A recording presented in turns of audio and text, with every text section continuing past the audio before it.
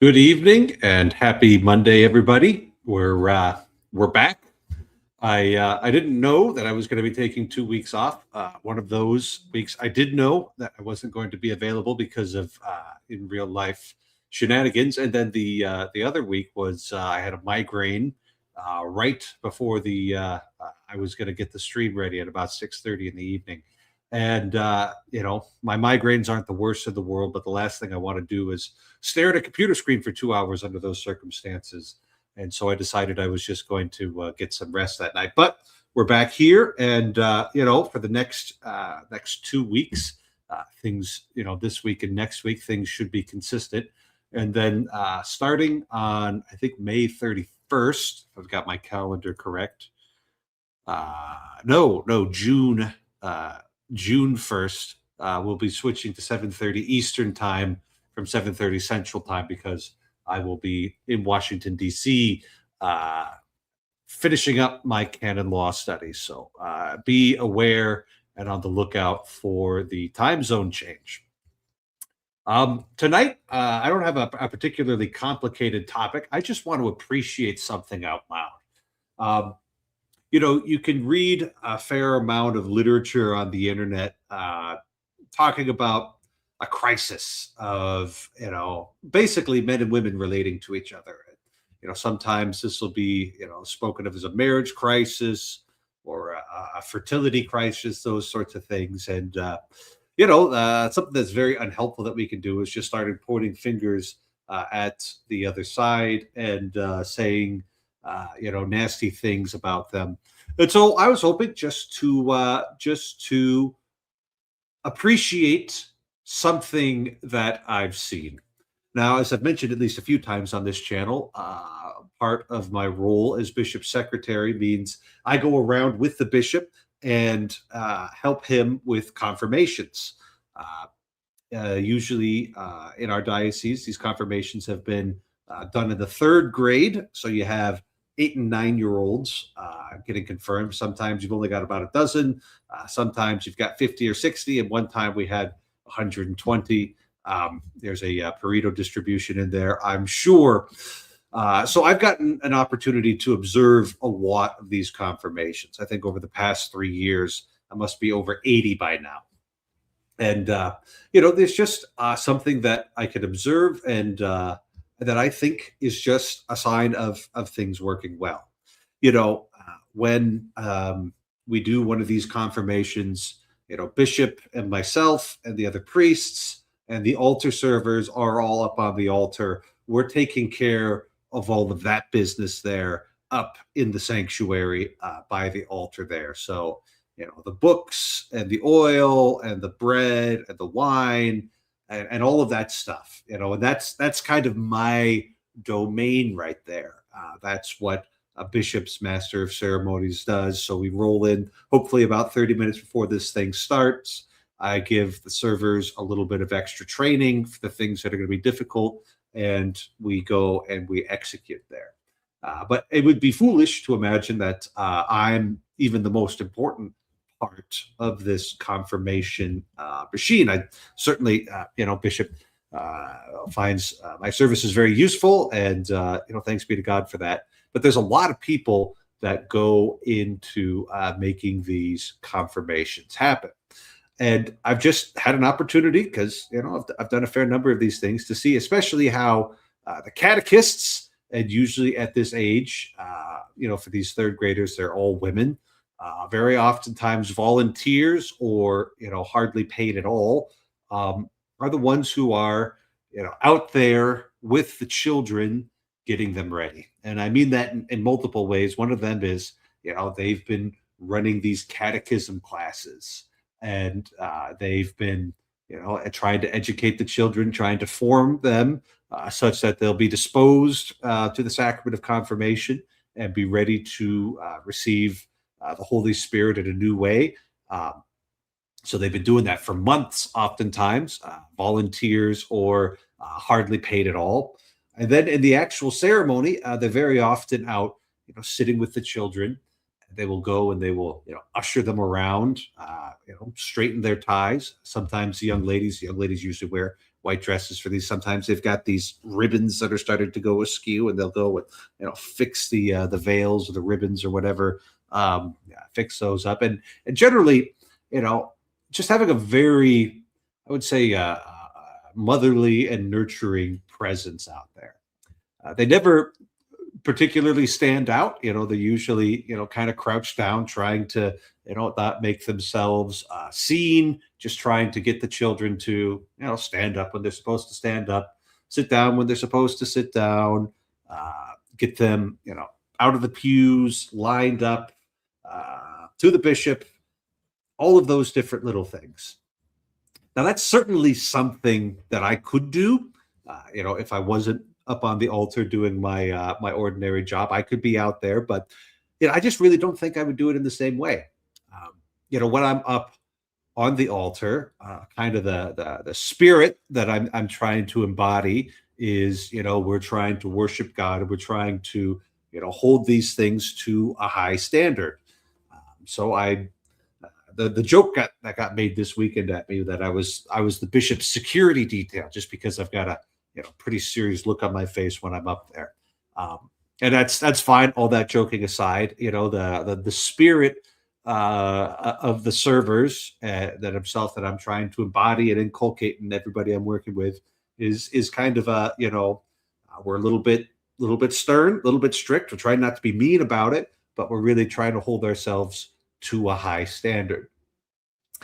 And that's my role in all of this. And I don't think that would do as well with the children who are being, presented to the bishop for the sacrament of confirmation. I think that, very, kind and gentle and flexible way of doing things without drawing attention to yourself is actually what is needed. And I think that women do that way better than I possibly can. So that's all I want to say tonight, is that there is just something that women at these confirmation ceremonies, something that they bring to the experience of the sacrament of confirmation, and I just appreciate that. And hopefully, if we can spend a little bit more time appreciating each other rather than pointing fingers at each other, maybe some good things can happen if we do that. So, from the bottom of my heart, thank you to the countless women who have volunteered as catechists for our children and have guided them in their process of coming forward to the bishop for confirmation. We finished up 27th confirmation yesterday, and I am, I'm done with that for now. So thank you for your time and attention. Let's see what we got over here in the comments. Oh, you're moving to Virginia this summer. I will be there in Washington, D.C. for most of all of June, basically, and most of July. By the time we get to August, I will no longer be there. So it depends on what your moving schedule is. But it's always fun to meet at least some of you people in the real world. It usually goes pretty well. It's always revealing too. There's only so much of somebody you can see over a webcam here. All right, so that's all I've got for tonight. We do have the StreamYard link here. And as usual, we've got friend of the show, Mr. Mark Lefebvre. Here are the... Yeah, we're back. We're back. That's all I'm saying. We're back. Did you change your lighting? Back is good. Everything's in chaos. My internet is tentatively back. It's been gone almost all day. Middle of a business meeting, it just started getting intermittent. So if I vanish, you'll know why. Very frustrated because nothing works without the internet. You can't watch TV. Yeah. You can't watch antenna TV. You can't get you your can do though. work. It's physical books are not reliant on the internet here. This is very, very stable right here. You'll be absolutely thrilled to know that I actually finished this. All right. Yes. See? Wonderful little book. It gets so much better at the end. The last third of the book is powerhouse stuff. Absolute powerhouse stuff. Yep, that is The Religion of the Day by University of Mary Press, which means Monsignor Shea wrote all of that. And we did a book club. We did a live book club here in Fargo. Mark was not participating directly, but he was lively in the comment section. And was that what inspired you to that book club in the fall to read it, or? No, you gave me the book when you were in DC at some point. Oh, that's right. I have to read this, and I started nibbling at it, but it was very hard for me to focus. So there's a happy fault then to this this internet shutdown, as it forced you to sit down and read. yeah. That and all the plane flights. So it was because I was in Arizona. So okay, that also forced me to read. And I was reading Renee Guénon, and that's interesting. And, I've heard a little bit. He's a little esoteric, isn't he? That's it's these French people are not. They're either saints or a lost cause. That's usually the way it goes. Nothing in the middle. There's just a lot of hedonism in the middle or something. Yeah, it's not the stuff he does in his book. I'm just like, why are you doing this? So I haven't finished it yet, but yeah. And I just got back from Symbolic World Summit #2 Electric Boogaloo, or whatever they're calling it. It's quite fun though. Any highlights from that? I've been up to my eyeballs in confirmations. So yeah. I mean, most of the talks were really good. If you listen to the talks, you're going to hear a lot of language that might sound really familiar if you watch my channel, listen to me. So I was happy about that. A lot of off the rails, must redeem postmodernism, evangelicalism, which I despise more than you can possibly know, but some word salad by somebody who belongs in a salad. So not surprising, and a bunch of people fooled by it. I'm like, yeah. Apparently, Moby Dick is an epic, and all epics have certain qualities, and none of those qualities are in Moby Dick. And I was like very confused. I was like, you didn't just say it's really long? Like they could have gotten away with that. No, there was a point trying to be made. A lot of stuff, except for Jonathan's stuff. Jonathan's talk at the end was excellent. Like Jonathan, except for we can recover something from postmodernism, which we admit is not actually from postmodernism. It's a side effect that they did unconsciously. I'm like, then why are we trying to save postmodernism? Is it just because you want to save the French because you like them? Why did your family leave, Jonathan? Why? My only question. Because my family's attitude was very much like, no, we wanted the hell out of there, and we're glad we left. So I don't know. Yeah, I mean, I think there was a lot of books will save the world type, propositions will save the world type talk, and I didn't like any of that. Richard Rowland's talk was so good that I'm going to redo it on my channel with my language and fix the 3 or so things that I didn't like. So I'm in the process of doing that. So are you going to do like a commentary, or you're just going to I'm going to give the same talk? Same talk. I'm going to give the same talk and fix it. Yeah, that's what I'm going to do. I'm going to tell everybody this is because not everybody has access, right? You have to buy live tickets. And think about this, Butler. All these suckers bought live tickets. I got them for free. How'd you do that? But because I paid much more money to go there. Oh, okay. All right. Well, see, now it's funny. Yeah. Yeah, I was macking on Ixon. I'm like, you paid for those? I got them for free. Yeah. Also, don't go to Cleveland ever under any circumstance. I don't care what's happening. I've already been to Cleveland. Oh no! Don't even. That's where the Rock and Roll Hall of Fame was. I was honestly kind of unimpressed. Yeah, Paul Rene Nichols was there. He said he said something like it's a boomer nostalgia bait or something like that, and I was like, yeah, probably. Yeah, I can't see how it could be anything else. Like, what were you expecting? Rock and roll died, so You know, like it But was of a it's in a time and a place. museum. Yeah, yeah. Yeah, a lot of people go into music and they're like, but music is timeless. And I'm like, I don't think you sampled a lot of music. I really don't. Yeah. I think you sample the stuff you like, and therefore you think it's all timeless. But that's, Well, like I've never been under that impression, right? Because I've always had, well, you've listened to music with me before. yes, It's excellent. not standard pop music, like we're spinning the Yes records, Yeah, we're spinning the Genesis old, records, old yes, the yeah, the old Yes, early, yeah. yeah. These 20-minute epics, and I realize just how obscure this stuff is, and a lot of people find it genuinely off-putting, and I don't understand that, but here we are.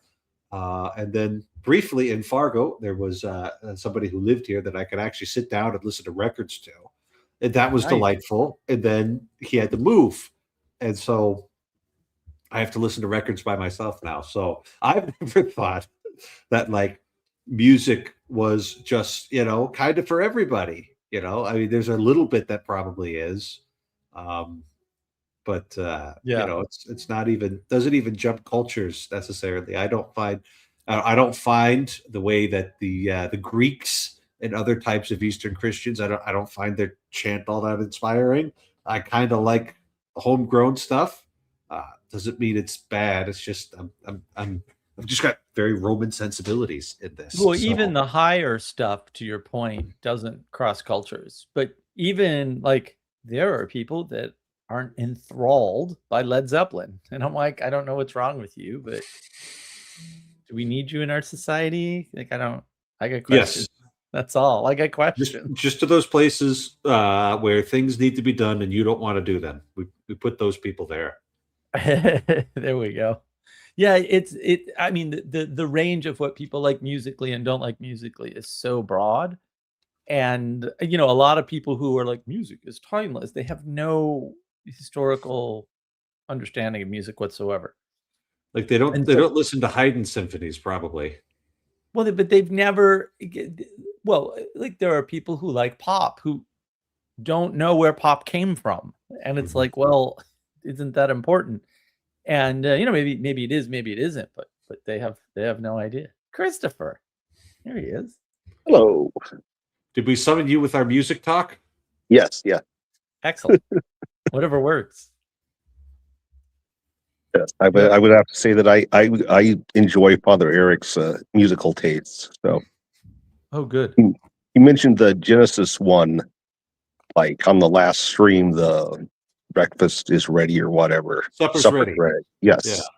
Yes. So I had to like find that and listen to it, and I enjoyed it. So Okay. Oh, All good, right. good.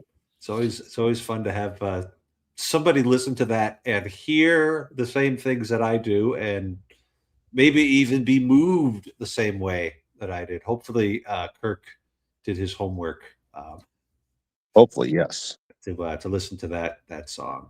When there was a lot of music at the summit. Matthew Wilkerson played Rachmaninoff. And Yeah, that was really good. I'm not a fan of Rachmaninoff at all, but I understand technically it's like the most difficult thing to play or something. So I appreciated that, and he really poured his heart and soul into it. You could kind of tell. The other interesting thing that was definitely a highlight was Deacon Nicholas Kotar did a storytelling thing with music, and he was like dancing all over the stage and talking about actual myth, which I thought was way better than word salad people were talking about. They couldn't decide what an epic was, whether or not epic and myth are the same thing, and even stick to that rule, since other than Moby Dick, the only thing he listed was not in fact an epic, as admitted in the middle of the. Sometimes people do like they have these talks and like, well, I wrote this out, and I'm like, so you're telling me not only did you write this out, but you read it multiple times, and at no point did you say, maybe I should cut that out, or maybe this is a bad idea, or maybe I'm completely wrong about all of this. At no point. Okay. You do you, I guess. It was impressive. It was impressive. Andrew, I did actually explicitly name names. You just have to like think for a second, and you'll figure it out real quick. Trust me. Mhm. One might argue that was imprudent of me, but I actually don't care, because now being in person and, particularly somebody who's hostile towards me for no apparent reason, I don't care. Like, have your crappy opinion of me. I couldn't possibly care less. There was also a lot of discussions about why I wasn't at Midwestuary by some of the, we'll say, higher tier, better quality folks over there.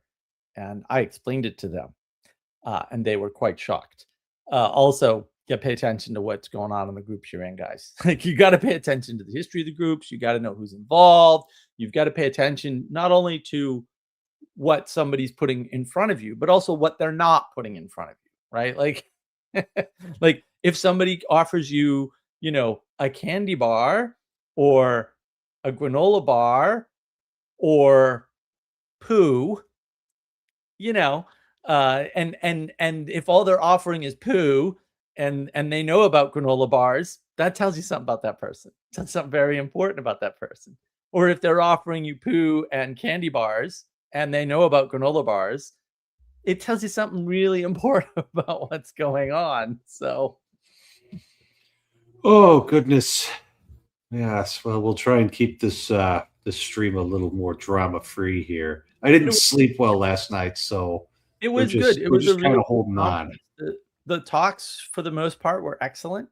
Actually, Mhm. like I said, this postmodernism, we've got to save postmodernism, and no one made a good excuse. I mean, Jonathan obviously made the most eloquent argument for it, but his eloquent argument, he admitted in it, no, that this is really just a side effect. The postmoderns don't know they're doing this. I'm like, then why do we care about them if they're doing it by accident? I don't understand. So the language upgrades were good. My opinion. Like, the word formation got used. I was over the moon. I'm like, finally, we're off of education and on to formation. Mhm. And um, bumping into people was wonderful because it was a relatively small event. And of Mhm. course, I know a bunch of the I know almost If everyone. you go to there. enough of these things, you're going to start being like, "Hey, I saw you at this or that or the other thing, or on so and Well, so's channel." That sort of. I got recognized by Jordan Hall, which was nice. And then he told me he watched 20 of my videos. And I was like, really? Wow. Okay. That's awesome. So yeah, I thought too that, the way they had it laid out and the experiments that they were doing were good experiments, and they were working. They had dancing and music at one of the downstairs at lunch. That was kind of Mhm. cool too. I was like, that was a lot of fun. Like And line dancing, or did you have to find a partner? Because finding a partner is scary. no, the people were just partnering up. A bunch of the young ladies got up and started to dance with each other, and then other Mm. people joined in, of course, because that's usually how that works. Uh, so I don't know. It's magic. Mhm. Yeah, I thought that idea of fellowship, which was, maybe they didn't use that term, but the idea of fellowship was definitely in there. They had a lot of announcements too, so big stuff coming from Symbolic World potentially. And I had a couple of chats with some people about some stuff. So what one of which might be a year away, but at least the answer wasn't no or anything. It was more like, I'm too busy. Please call back later. I'm like, well, okay, that's promising. Mhm.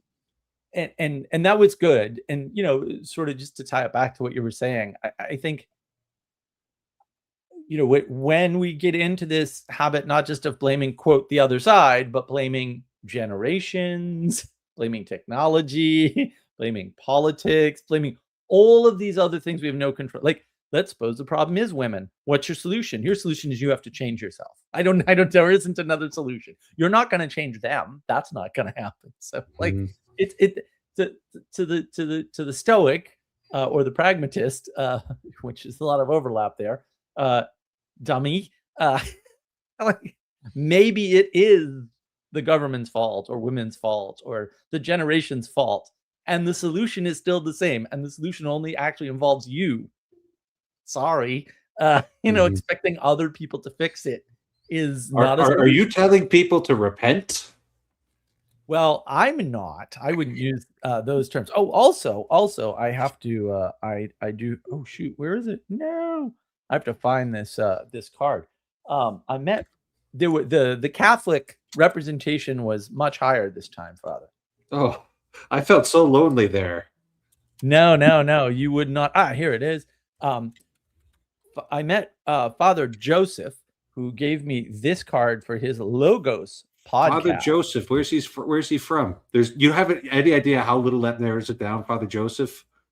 He is in the Cincinnati area, I think. Okay. I So can't that actually read that. Your camera's not focusing, but all right. Well, yeah, listen to Logos. So if you put in Logos podcast, you'll find it. He's been Mhm. doing it for like 5 years. mhm. Um, I mean, yeah, everybody has a podcast nowadays. It's just like Cicero said, the times are bad. Children don't respect their elders, and everybody has a podcast. That's a loose translation of the Latin I there. was gonna say it's an exact quote for sure. Yeah, I think that there's a lot of truth to that. Yeah, I was just thinking as I was making my various teas to attend here. Yeah, I mean, I think a lot of people are because of the internet are now able to comment on things very far away from themselves, which they have, absolutely no control over, and that has been nothing but the poison of the world for the world. Um, no upside, uh, and so yeah. So yeah, it's not good. But getting people together and having music and having this storytelling. I mean, I hunted down Deacon Nicholas Kotar and said thank you. And by the way, a couple of us think that was the best part of the whole thing, just to let you Mhm, know. And he mhm, seemed very happy to hear that, which he should mhm. have been. I mean, he's a wonderful storyteller. Um, Mhm. so yeah, it was quite nice, and I rather liked Heather Pollington's talk on art. I thought that was interesting, except for I don't I don't think people think these things through. It's like postmodernism means there's no artist. Like, I don't know what to tell you. They're kind of explicit. If I can interpret your art any way I want, then why Oh, do I yeah, need of course, yeah. people? I think people miss that. Like it really is an equality doctrine. It's based entirely on equality doctrine. It says the author who does all the hard work and has the imaginative capacity to come up with a story is dead. And you can just put yourself in that place, even though That's you the didn't do any of worst that of all work. possible worlds, Mark. Yeah. Because literally everybody's a critic now. It's like you've just ruined everything. Yeah. There's only criticism left. Well, and they're Oftentimes, important. those are the most tedious people in the world. Yeah, and they're important and they're capable. When they're not, they're incompetent. And then people can't tell who's competent and who's not competent. And the next thing you know, your freaking internet's out for like 9 hours. I'm like, there's no outage possible that would take 9 hours to fix. I'm You're sorry. supposed I to know have a like lot about hyper them. redundant systems, aren't you? Networks are automatically redundant unless you really screw them up badly. But there's no way. And that was everything in Cleveland is horrible. So I've got my cell phone, and they had to shut off the wireless in the conference center because it's interfering with the live stream somehow. Which again, I'm like, this is a really easy problem to fix, guys. You just hardwire everything, right? For the No, live you stream do stuff. you do bandwidth limiting on all the devices, and then you do a top end cap. What you do is it's called bandwidth shaping, or it used to be called bandwidth shaping. You shape the bandwidth such that your live stream machines have all the bandwidth they need, right? So you Mhm. calculate what that is, you give it a little margin, right? And then you give the rest of the bandwidth to everybody else, and then you further limit it by device, which is usually 3 or 4 settings in any reasonably, enterprise-based system, which I'm sure they paid for because you can't really do that with the home. I mean, actually, some of the home stuff you could do that with. With But the you need enterprise some stuff, it's serious just 2 tinkering. clicks. Yeah. Yeah, Yeah. it's just 2 clicks. Yeah. But 5G, 2 bars, no packets. And I was like, and then I'd get little things, and I'm like, I know what this is. I know exactly what problem this is. I know networks so well. I know exactly what problem that is. I don't know how to fix it on a cell system, but it's a large packet problem, and it's window sizes. And it's true. When I went to Arizona, they had Starlink, and we had Starlink previously, but they had Starlink at the site. Starlink is complete trash. Like, if you have no other internet, it's fantastic. But if you've ever used internet at a bad motel, Starlink is terrible. I was like, what is this problem? I don't, it might be that I didn't do the same sorts of things the first time and didn't notice the problems, but I was like, every other network I've ever been on never had this problem. And these are just bizarre problems. And it went out like 3 or 4 times. And I was like, what is happening? This is Right. bizarre. Yeah. It's, I mean, shooting it down from a satellite can't be the most efficient No, way no, of doing no, it. The no. fact that it works at all is it sounds pretty cool to me. You know, you could have your It's surprisingly low latency, although I imagine they're using a lot of tricks to get it that way. Because my understanding is if you're bouncing it off a satellite, you're looking at like massive amounts of minimum latency. But they're doing something that I don't understand. I mean, there's technology updates all the time, so I don't keep up with that.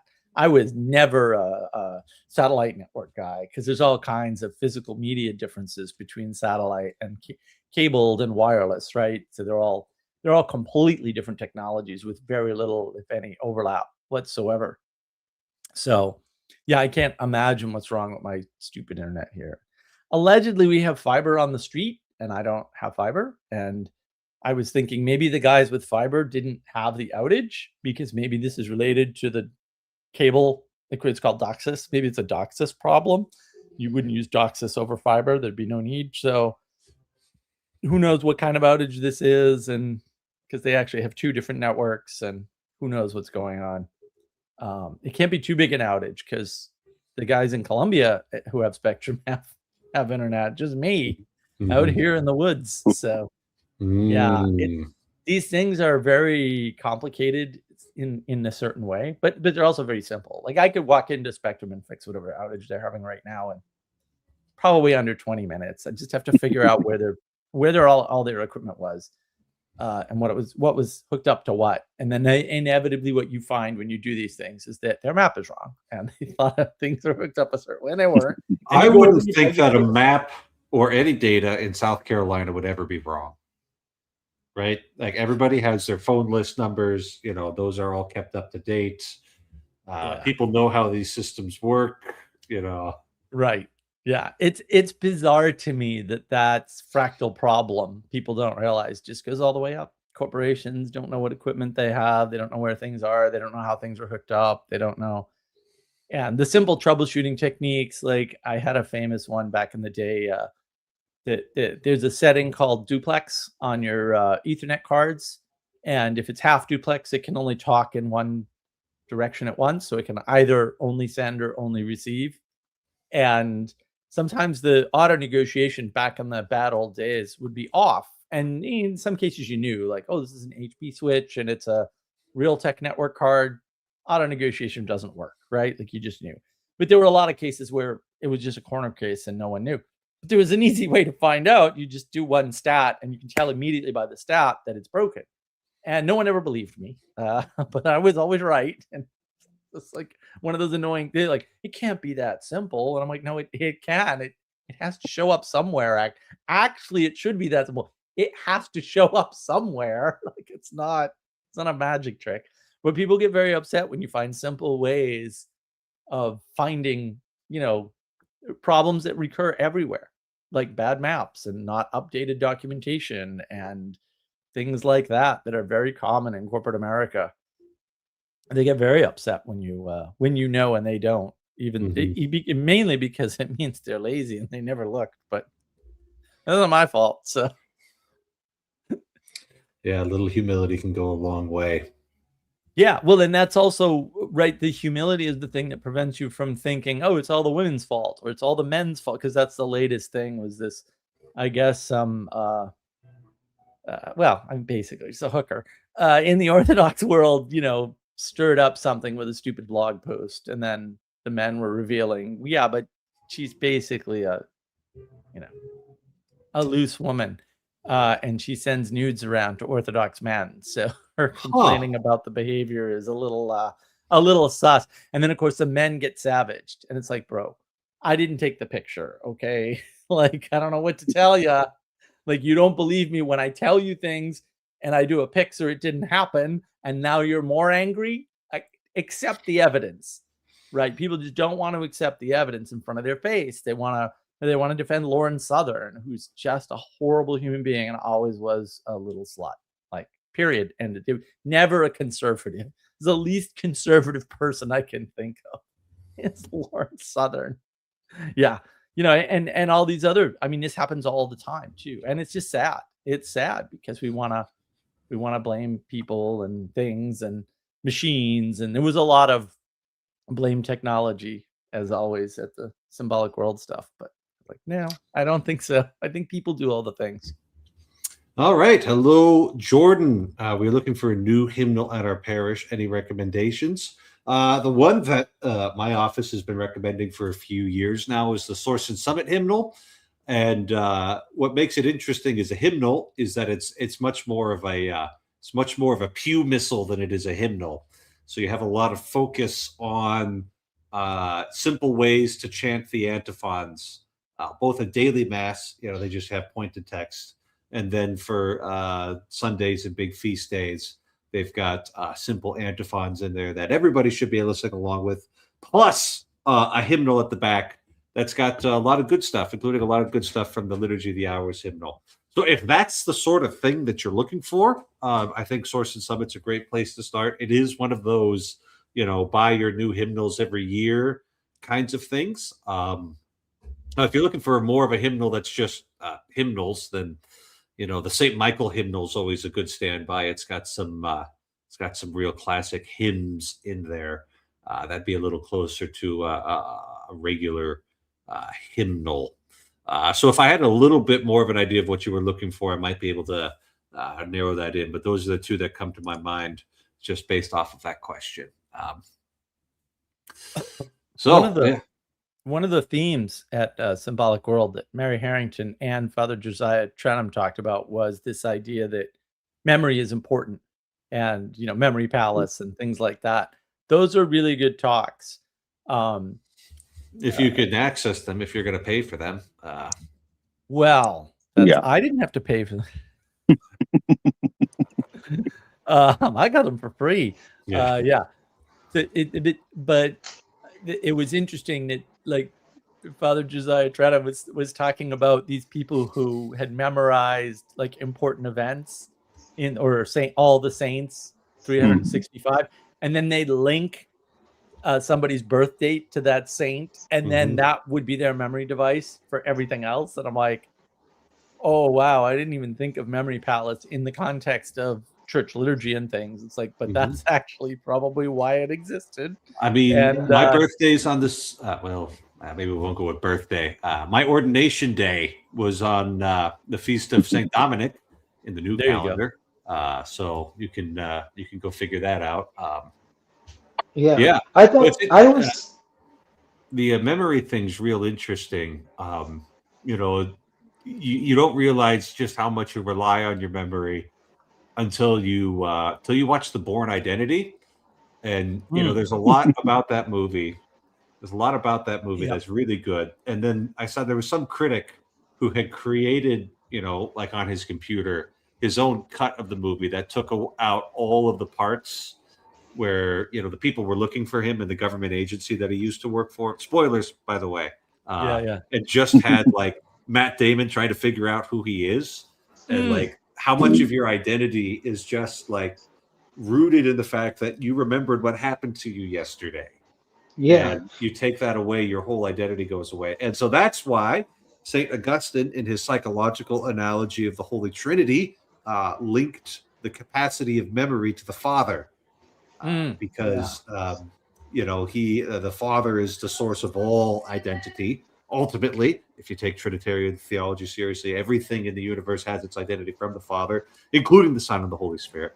So that linking it with memory is just Memento. Memento was a really good movie. Well, that'd be another that'd be even purer distillation of that right there. And also, Father, you would have loved Mary Harrington's talk, because one of the things she said is that there's this deep anti-Thomism.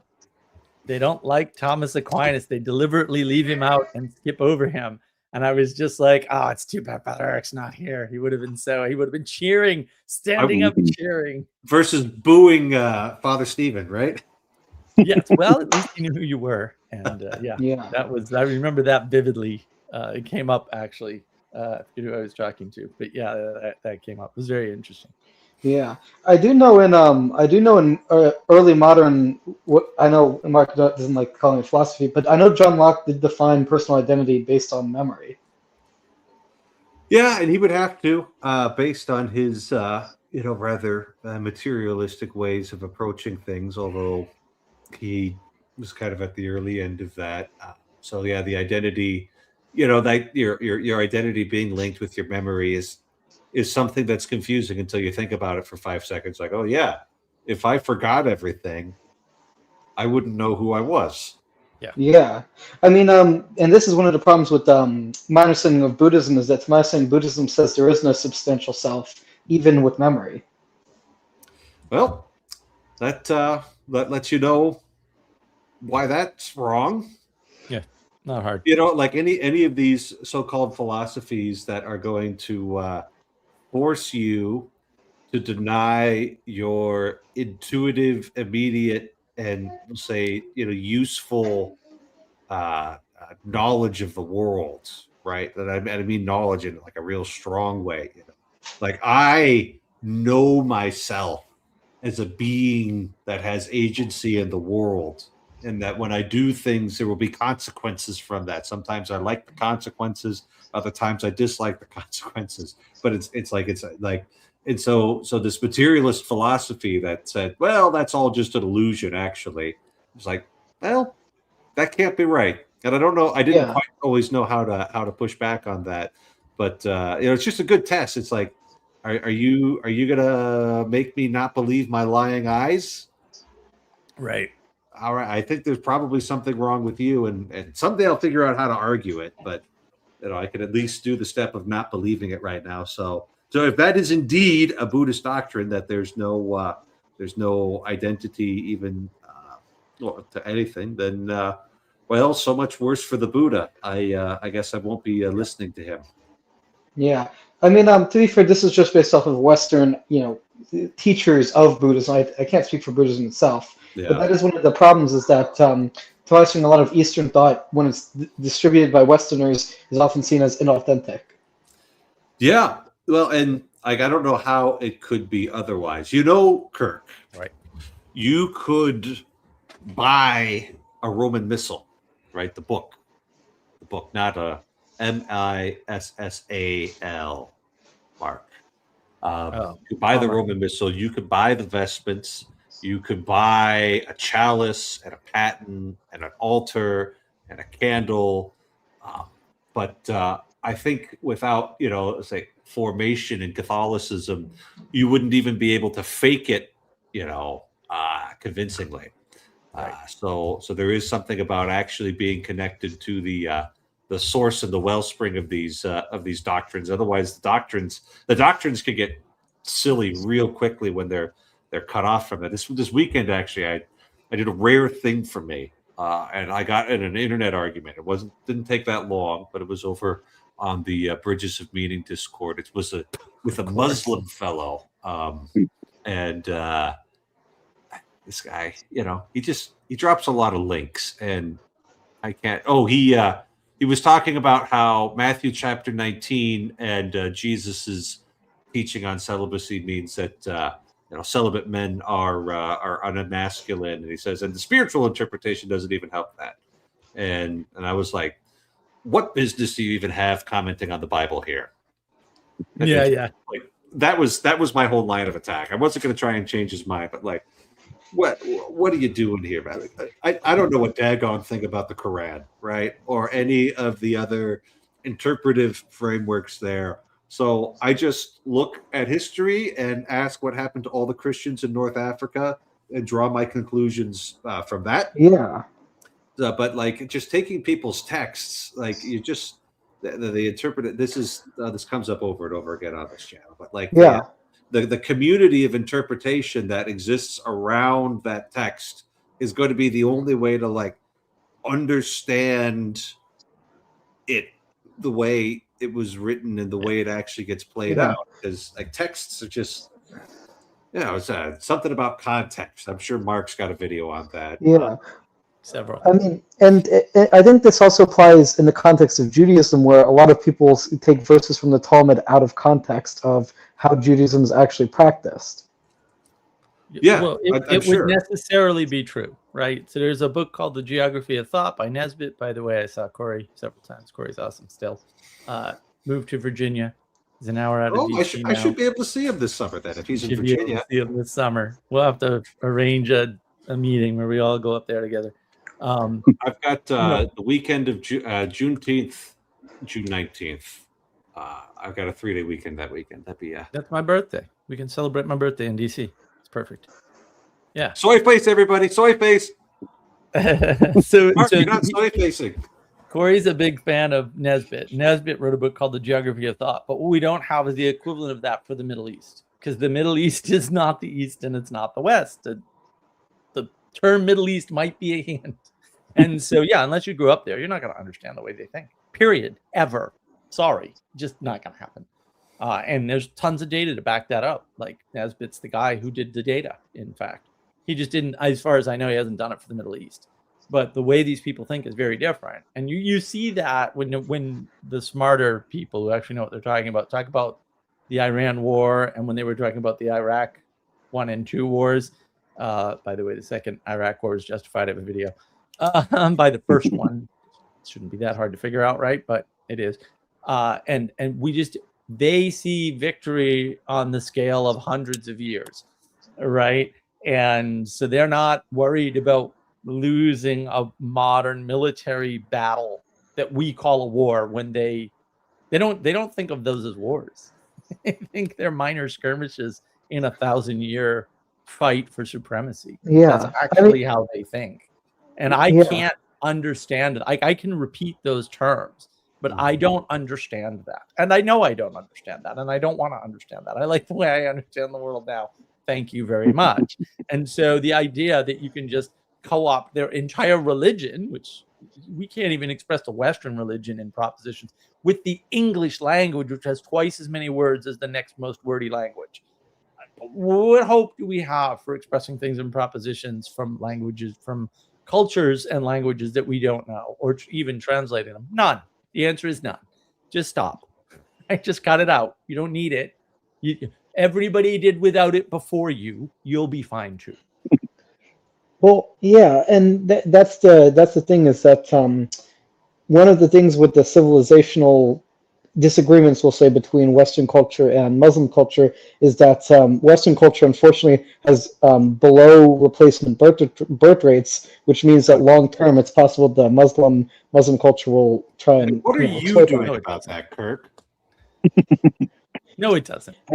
They're cherry picking their numbers, Kirk. And who cares? Don't worry about it. Just go find a girl, make 10 kids, and give them the finger that way. That's all. And if you don't let the Muslims in, they can't do anything. I agree. We should not let them in. Historically, they're feckless, so who cares? Like they never win. They always get their asses handed to them for very good reasons. It's like easy to understand reasons. We can celebrate the victory at the Battle of Tours and the Battle of Lepanto and the Siege of Vienna, and the fact that we're having this conversation in English. Thanks be to God. There's something magical about Western culture. Now, whether or not it's good, it's a different story. There's something magical about the fact that we can build large dams and that we can drill for oil and that we can build huge electrical grids. And even when you hand them to other countries, which we've been doing for 200 years, even just rail service in India, they can't deal with it. They just can't they can't be given it working and keep it working.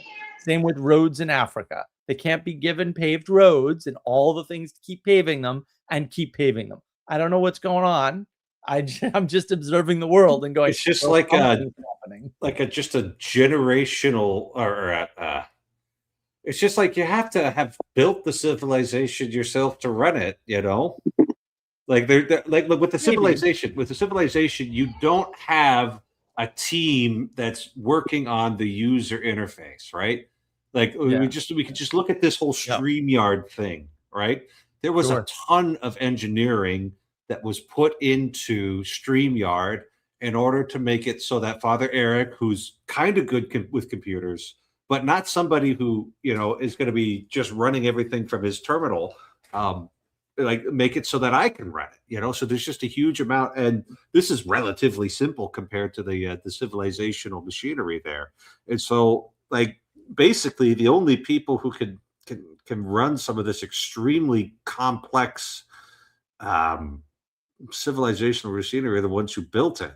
And maybe you can get onboarded into it, but like that's somebody breaking off from something else and getting integrated in, you know. So well, and it's if you look at the history of it, if you I mean, you got to do actually a lot of very detailed research, but like if you look at the history of it, what you find out, and you can see some of this, you just go to England, for example, like some of the stuff they do that we're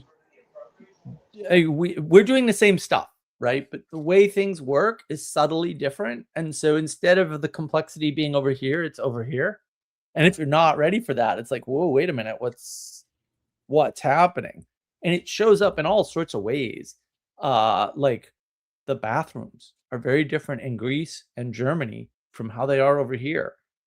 And there's very good reasons for that make no sense to us because we have, well, arguably Boston, Massachusetts was the place with the first modern plumbing system. Granted, they copied it from, I think, Paris, but copied Boston and improved probably. Yeah, I forget. It might have been England. I don't remember anymore. But like the way those things work, because ours was newer and was designed a certain specific way, is just different.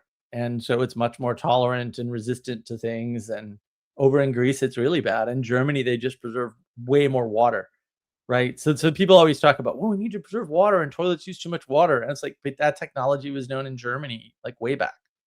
There's reasons why we don't adopt it. Maybe they're bad reasons, right? But there are reasons why we don't adopt those water saving methodologies that they have, or do what the Greeks do, which I find barbaric, but you know, whatever. I'm not in Greece.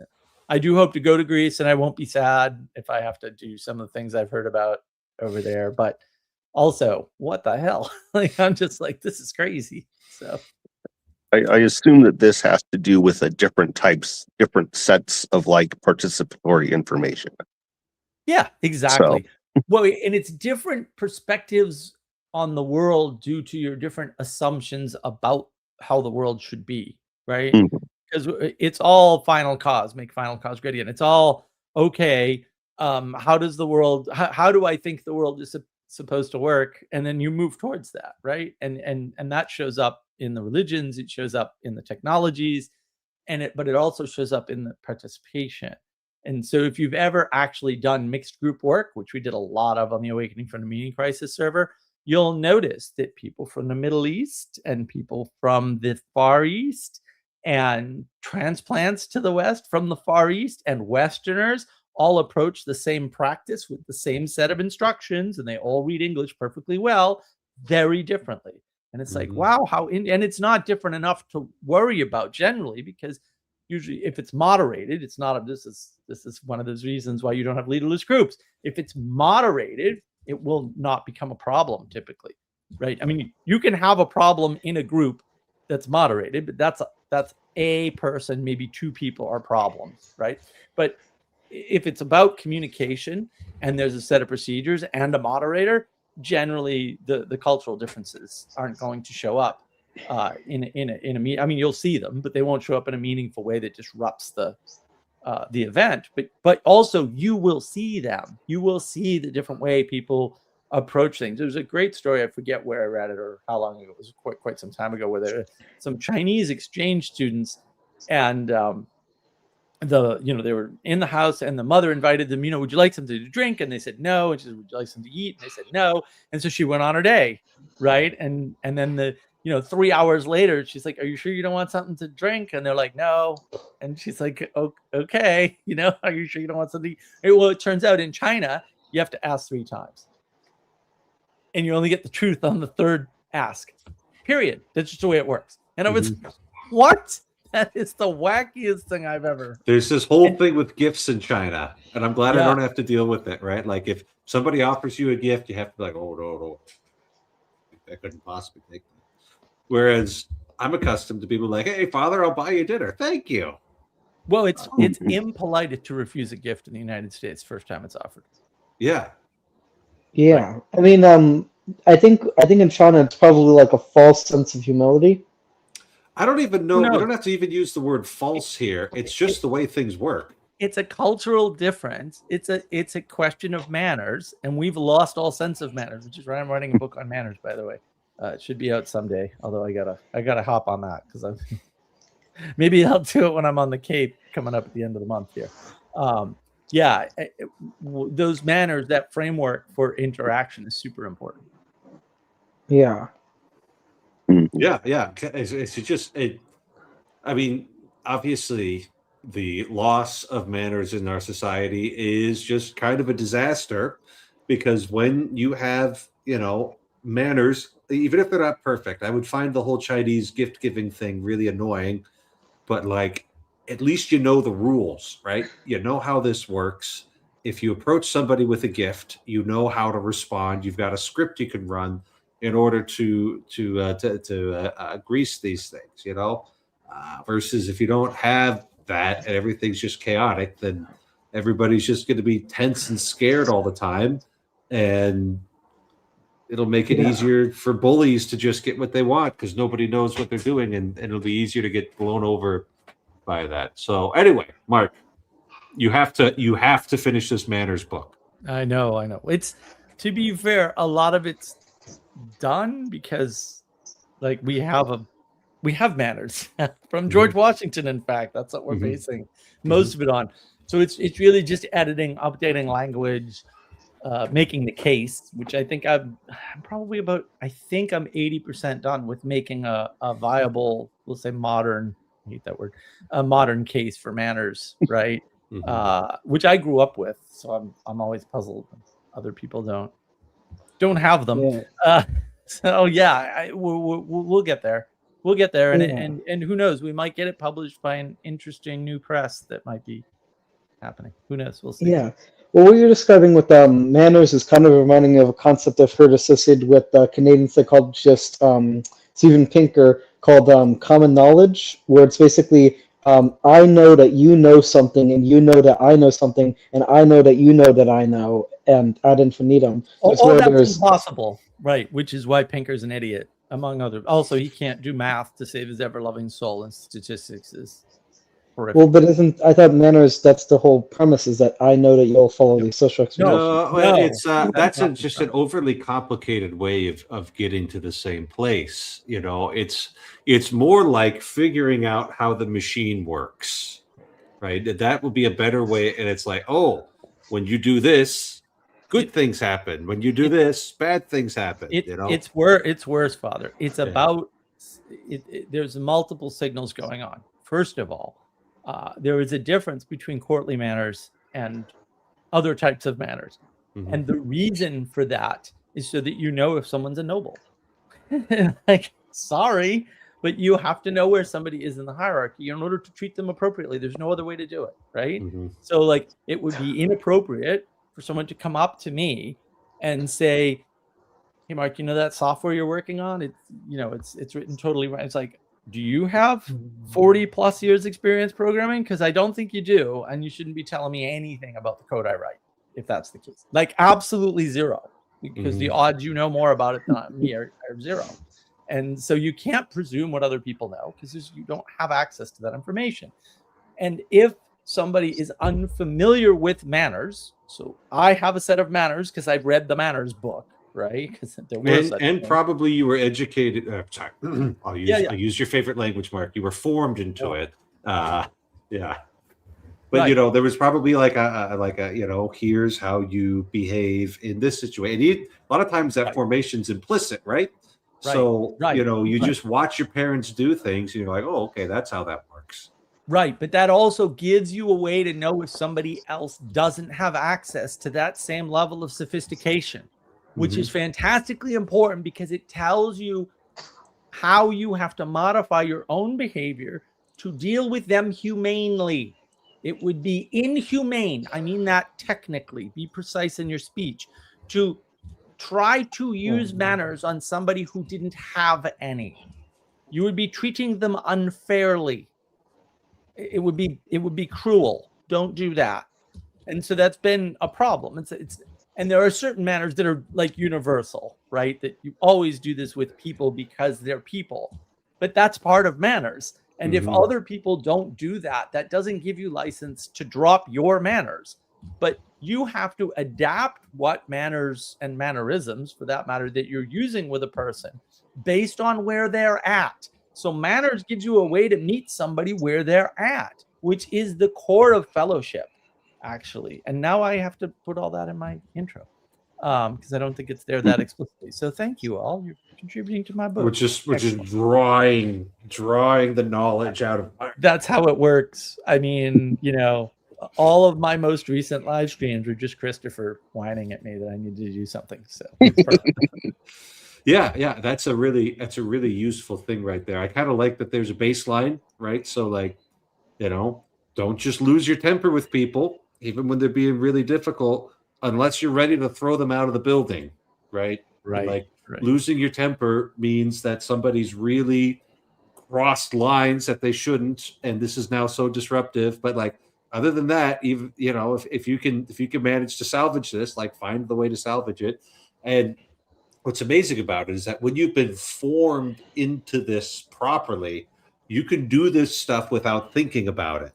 You just have like an intuitive feel there. And so I think that's part of a way that we can really dig into, like Pinker's trying to come up with a very like mathematical, logical explanation for these things. And it ends up just not working because this doesn't operate in to use the McGilchrist framework, it doesn't operate on left brain rules. It's actually kind of a problem when you have to write it down, but sometimes that's that's just where you're at, and you're just going to have to write a book on manners and have people read it just to show them this information. Bootstrap them in. But like I deal with like this is the thing that you get a lot of priestly formation with. You're not just in school.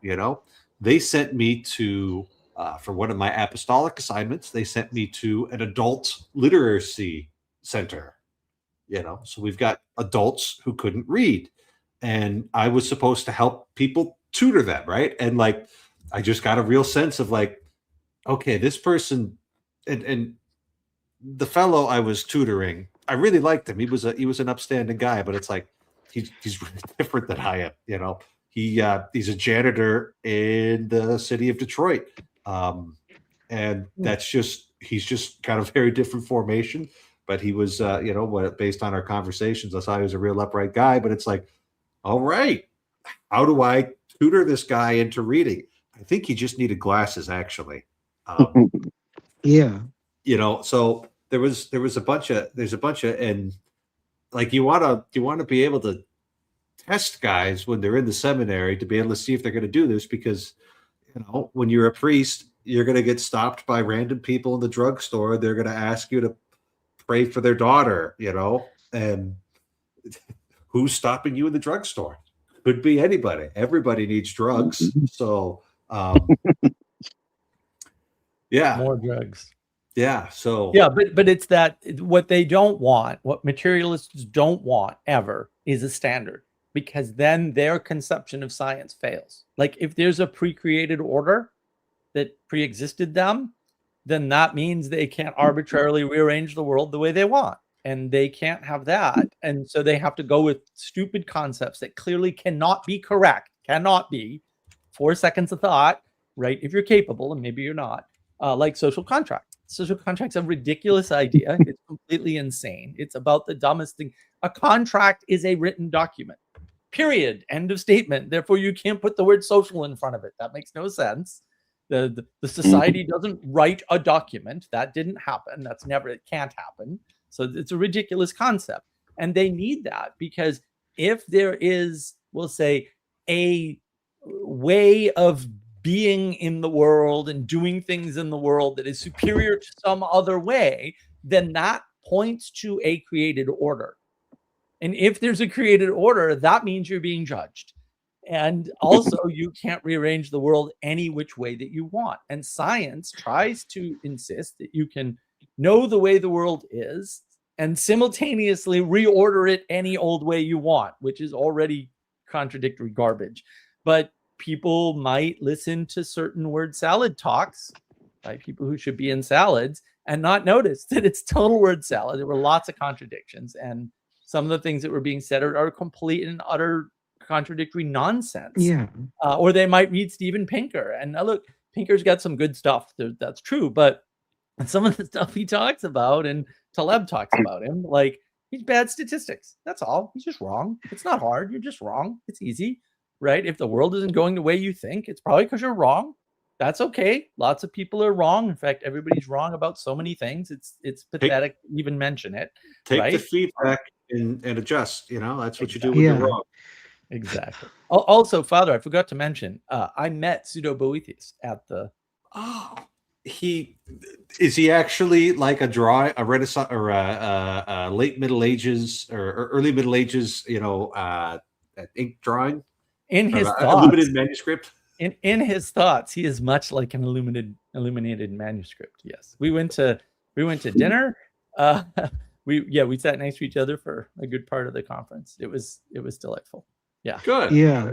Well, actually, I did have a question related to this idea of a pre-existing order, Father, because correct me if I'm mistaken, but isn't the Thomist belief that the physical world would be independent of the human mind? Yeah. Okay. I suppose, like we could imagine that there were these galaxies that were really, really, really long ways away, such that the light from them could only be detected by a telescope that we didn't invent until 1995, invent and put it to use until 1995, and that galaxy would still be there, even though everybody on Earth had no idea that such a thing existed. God would be holding it in being, right? So, Yeah. Well, my question was, it was related to an idea I heard in a Jordan Peterson talk.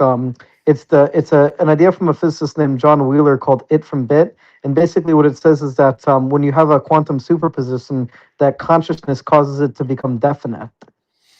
Yeah, I think that's just kind of a misunderstanding. I think so. This is just, I don't know, what the heck do I actually know about quantum mechanics, right?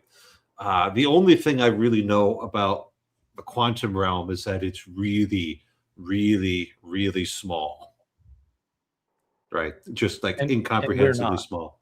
Yeah, right. So, fun fact, Kirk, it's impossible for you to observe me without me being changed. Yep. Right. And that's very easy to explain. I'm absorbing some light photons right now, and that's transferring heat energy into me, right? Now, at the scale that I exist at, the light bar up there isn't going to change me very much, right? Like I just have much more mass to myself, and it's organized in such a way that it's very durable through time. And so, but you can't even observe another human being or any object in the universe with our senses and not actually have it go change by the very fact there. Right. So as far as I can tell, all of this, uncertainty principle stuff that we're dealing with in quantum mechanics is the fact that the second we measure something, like we're kind of changing it. Yep. Like there's no way to measure things. And when you change things on that level, like it's a big change, like you bounce a photon off of another photon. It's like, you may as well be smashing, Jupiter's moons into each other. Yep. Like that's the kind of scale of change. And that's just one of our fundamental limitations with dealing with things that are just that small. So when I see these people trying to mystically project consciousness down there, which, Mark, what's the definition for the word consciousness? Doesn't have one. Yeah, Cudworthy did not provide one. Yeah. No one has since. So. Yeah. So, but it's a clever trick to restate the observer problem in yet a more obvious way. But there's this thing about this wave particle duality and Yep. the principle of action, where like based on whatever time scale we're measuring things at, the waves are going out to like find all the possible routes, and when it finds the shortest Yep. one, the energy transfers instantly there. And I don't know how that works, right? But like that means that our like it probably depends an awful lot on how you're measuring it and what scale you're measuring these things, Yep, right? it But does. Yep. there's this sense where like we're just trying to observe causality on such a small level that our concepts aren't working like that. But based on I heard a physicist say this once, and I think it makes sense. Like based on what we know about relativity, if you were to somehow experience the universe from the perspective of a photon that's, let's say it's emitted from the sun, then the surface of the sun, a tree, and your retina are all actually the same place. Yep. That is correct. Because it moves at the speed of light, because it's light. And therefore it's like got that maximal speed of causality at the times, dilated to the Yeah, point. dilated. Yeah. Well, it also depends because there is the Lorentz's interpretation of special relativity did preserve absolute simultaneity, which is compatible with the mathematics, even though it's a minority interpretation among theoretical physicists. But I mean, I guess I get what you're saying. It's just it does seem as though that the consensus among physicists is something like a Copenhagen consciousness causes wave function collapse. Well, so relative much to worse for the physicists, as far as How I'm is- concerned. How does this get you a girlfriend and make 10 children? Because if it doesn't do that, just ignore it. Like it's not important. Everyone's like, I can't get a girl, and also physics. And I'm like, well, if you didn't think about physics and you worked on the problem of actually getting a date, you could get a date. It wouldn't be that hard. But you're filling your brain with nonsense that will make sure you never get a date because you watched The Big Bang Theory and you thought some of the lines were clever. Even though it's a rather cruel show if you analyze it properly. No, just don't spend your time thinking about things that you have no interaction with and cannot ever have any interaction with, ever. Crazy talk. And if there are people that have to do that, let's keep them locked up in the academy and make sure they never talk to anybody outside, which is how it used to be when I was growing up. And man, the world was a better place. And I can objectively say that by any measure you want to pick. I'll show you. Do you remember all of the hubbub over what was it, the Large Hadron Collider? Yeah, and the God particle. Yeah, and how that might have.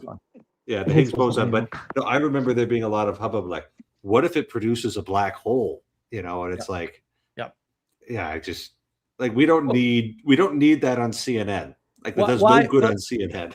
But why, Father? Why? Because they thought, no word of a lie, they thought that invoking the God particle or finding the God particle or making a God particle or whatever would destroy the universe, which is technically true, by the way.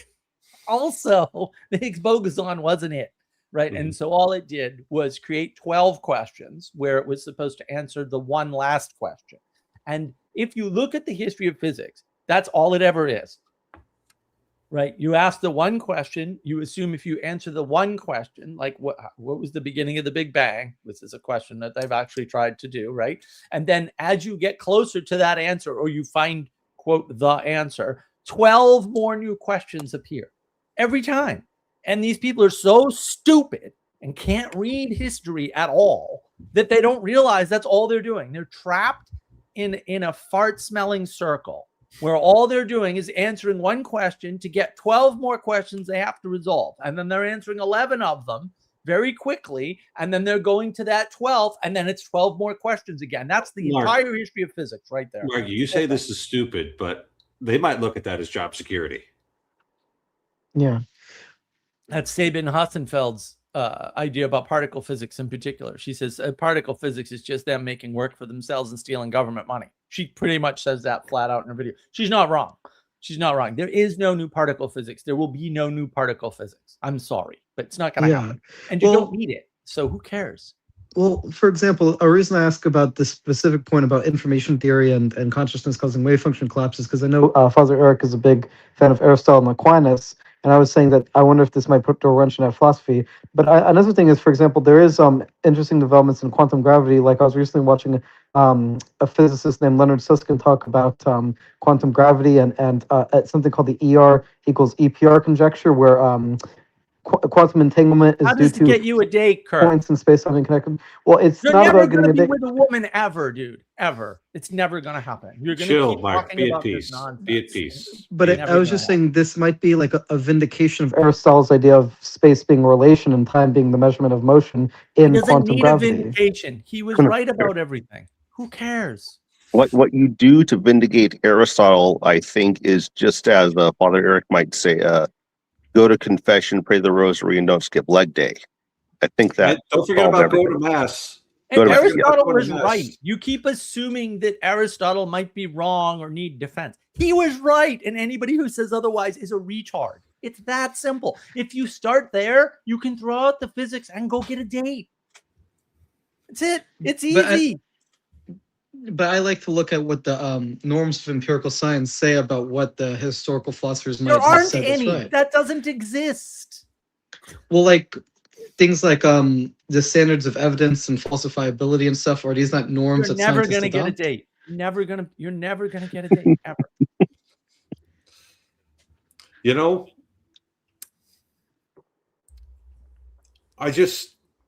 Kirk, I think the way to understand, let's say, a fun Veritasium video or a Sabine Hausfelder video, or a video about strange fish from the deep sea ocean, or a video about a black hole at the center of the galaxy, or any of these fun science things, right? I think that they are fun. They are fun science things. I don't mind these conversations about quantum mechanics and all of that. But these are the mere curiosities of the universe, and it's okay to have people who study them. I don't think that's going to be the end of the world. We waste all sorts of money all over the place. Government money, corporation money, my money. I myself, as a man, I have wasted my money on all sorts of things, and you've got a little K9 there. All right. So just treating these things, the fun new physics theories and the science documentaries it's just curiosities and things that can tickle the imagination. That's the point there. But kind of us here in the old Jordan Peterson sphere, when we want to treat these weightier matters, these weightier matters are actually, well, they function on on an inverse square relation. So the closer something is to you, the more pull it should have over your life. And the thing is that the thing who's closest to ourselves, it's actually God who's closest to us. God is actually inside of each and every single one of us, that he is continually holding us in being, and that if he let go of us, which he won't, and he doesn't, so don't worry about that. But we could just imagine, like if he let go of us, then we would just vanish, and there wouldn't be any trace of us there. And placing him at the front and center of our lives just helps you orient everything else, and he's revealed himself, and he's spoken to us through his church and those things in the church, the Bible and sacred traditions and all of that, it gives us the guide work to work through these things, which is why I just continually recommend to you the book of Proverbs, right? Because that's a perfect book for a young fellow in your shoes right now, where you've learned how to read, you've learned how to tie your shoes, you've got a few basic skills, and you're launching out into the world pretty soon, and that's going to give you the kind of guidance and the tools you need to spot the difference between a loose woman and a woman of valor, to spot the difference between a fool and a wise man, to notice your own foolish behavior and to correct that, and to teach you, different pathways of becoming wise, to even bring you some rules of living that'll get you a certain measure of worldly and earthly success. Because hey, it's nice to have a roof over your head, right? And these things are important. So when Mark and I are barking at you about finding a girl and having a family, we're not doing that just because we're mean bald men. We are in fact mean bald men, but we've considered these things a little bit, and we think that these weightier things that are close to you, fear of the Lord and walking righteously in His ways, that's actually the most important stuff. And whatever we might see in a Veritasium video, or even if we read a white paper, those are just little novelties for us, little trinkets to pass the time.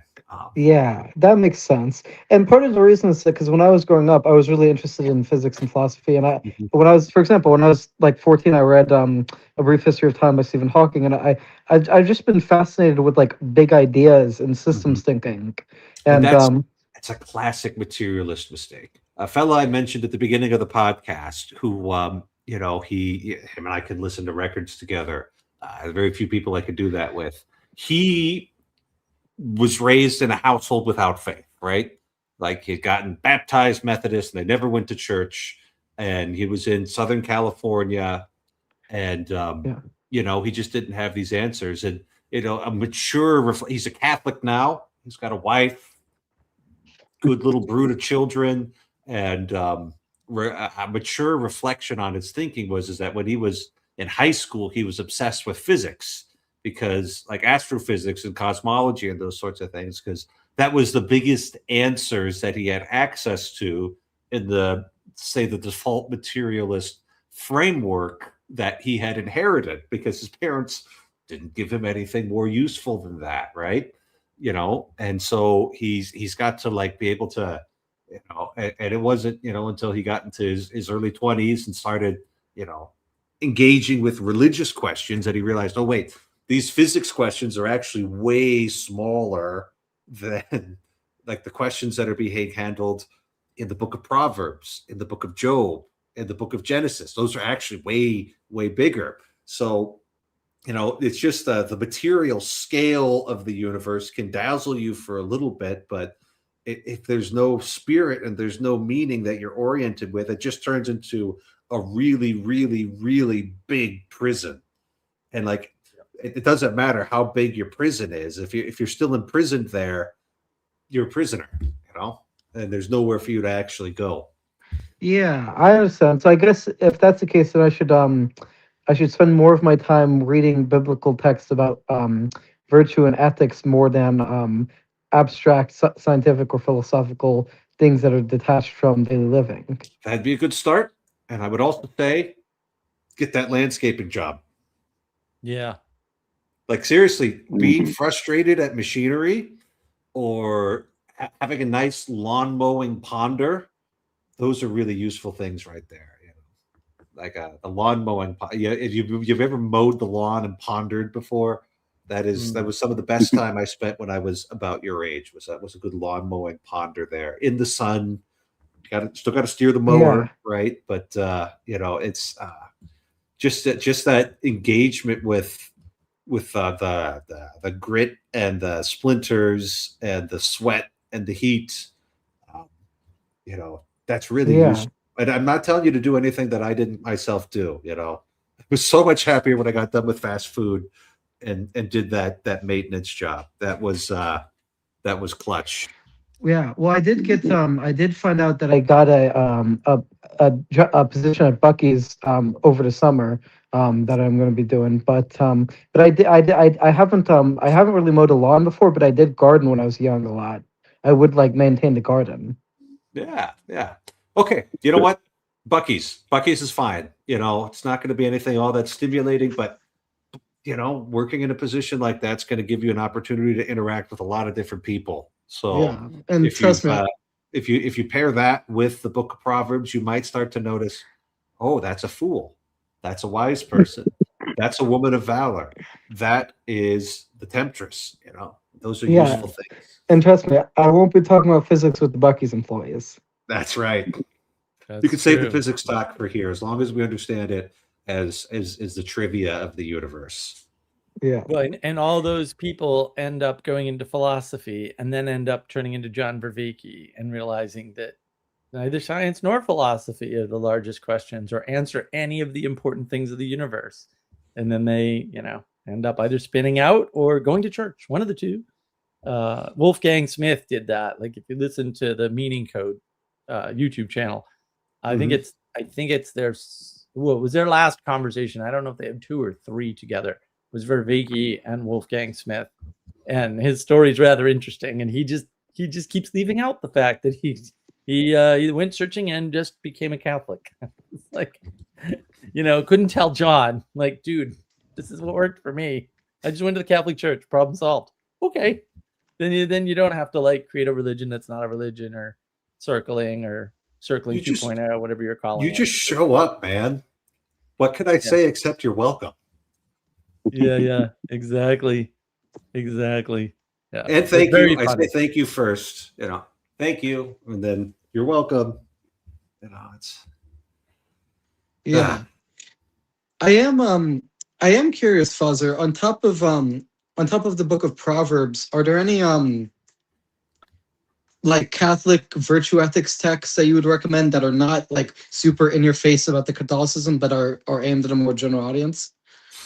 What do you mean super in your face about Catholicism? I mean, don't they're know how not to. like You mean like a polemical text? they're not like not a polemical text. Like just one, like, here's some things that Catholicism teaches about living a more virtuous life, but it doesn't emphasize like you must be a Catholic in specific. Sure. Yeah. I mean, Joseph Pieper has his books on the various virtues, and he's not shy about his Catholic faith, and he's definitely drawing from it. But it's written it's written for a Catholic audience, so he's just saying these are the virtues of the human heart. So Joseph Pieper, Piper, it might be Piper, I don't know how to say it. That would be and they're not terribly dense texts. The Nicomachean Ethics by Aristotle, that can be a little challenging because it wasn't really written to be read. This might be a more accessible introduction to them. I actually will commonly recommend Aristotle for Everybody by Mortimer Adler, who wrote that as an agnostic. And he died as a Catholic, so we got him at an end. But he was, he spent an awful lot of his life as an agnostic, and then somebody's just like, "Hey, like, see the stuff you write. Why don't you become a Catholic?" And he said, "Well, nobody ever asked me, And then he just went and became a Catholic. And Mark, you're not allowed to say that. That's hysterically funny. I don't say that. I don't care. I think people think that Catholics are like evangelicals and they're going to shove the Jesus in your face or something, and they don't. I mean, there's a couple. Sometimes the young men get a little aggressive, like that happens. And young men are supposed to be aggressive. So all the time in all contexts. Who cares? Right. To me, that's like Tuesday. Who cares? I was locked up in seminary at my worst, and that's not a bad system right there. Yeah. It's really not. Yeah. I'll definitely. I did read Aristotle's Categories, as I said, so I don't think I'll read the Aristotle for Everyone by Mortimer Adler, because if I want to read Aristotle, I'd read a primary source. I might, but I might check it out. But I'll definitely check out that. I can't promise I'll read it all, but I'll at least check out a video describing some of Joseph Pieper's writings, and then if it looks interesting, I'll read more into it. Yeah. A video would be a. You're gonna if you search for Pieper at all, you're going to find his most famous work, which is Leisure, the Basis of Culture, which is also, not that long, packs an awful lot into it. Christopher, guess what the highest form of leisure is?